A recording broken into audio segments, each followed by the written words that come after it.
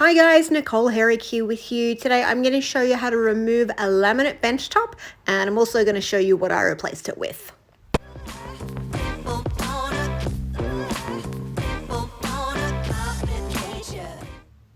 Firstly, you'll need to remove any screws that are holding your bench top onto the benches. So open the cupboards and look in up underneath to get those out. Next, you need to undo these bolts that are holding any two pieces of laminate together. So wherever you find a seam, they will have these type bolts holding it together. We used a pair of pliers because I couldn't get any kind of adjustable wrench up in there. But if you've got spanners or a socket set that will fit, that will also work. Then it was time to remove the gas cooktop. So in Australia, you legally need a gas fitter or a plumber to take out any gas appliances for you. So please do this legally. But basically, a blade was run along underneath the cooker to release it from its silicone seal. And then the gas was also turned off and the cooktop was taken out. Laminate bench tops are generally not glued down, but you might find a little bit of silicone along the front edge, so you can just use a crowbar to pop that up, and then you can simply lift your piece out. To take out the kitchen sink, you'll need to turn your mains water valve off and then release the pressure of the water by turning on both of your taps.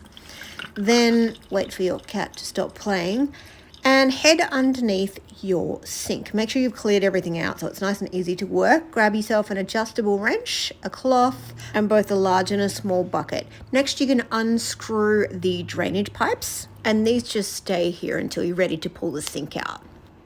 Turn off any valves that you have in your pipework, so when it's running along in line with the pipe, that's on, and then when it's going across the pipe, that's off. Now let's unscrew the hoses at the back here. So grab your adjustable wrench and you're wanting to turn anti-clockwise, and just make sure you're ready to knock over your camera.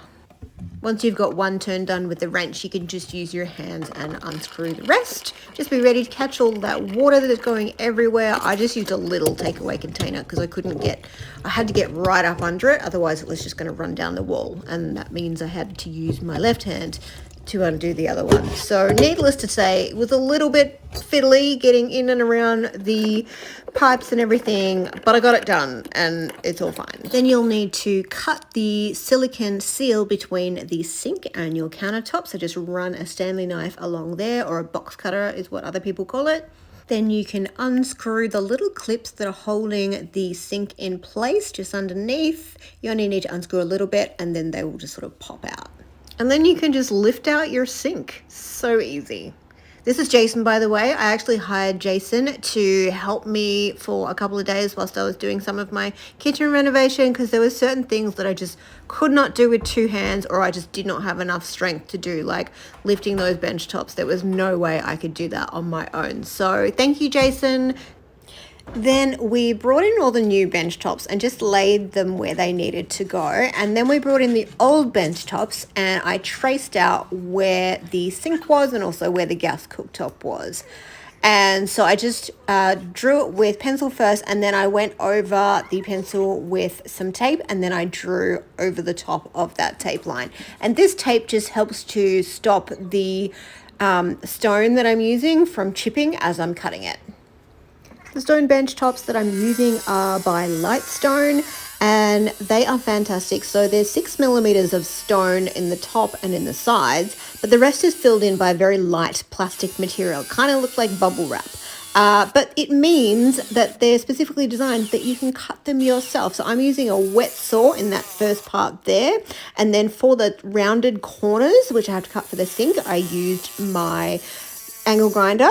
And I just got Jason to pour some water on there because you really don't want any dust coming up. You can see it, both of us have dust respirators on and eye protection, because the dust from this stuff is actually, I don't know whether it's toxic or carcinogenic, but it can cause cancer. So be very, very careful whenever you're cutting this stuff. But yeah, it's super simple. I'm using a ryobi wet saw here. It was 150 Australian dollars, so super cheap.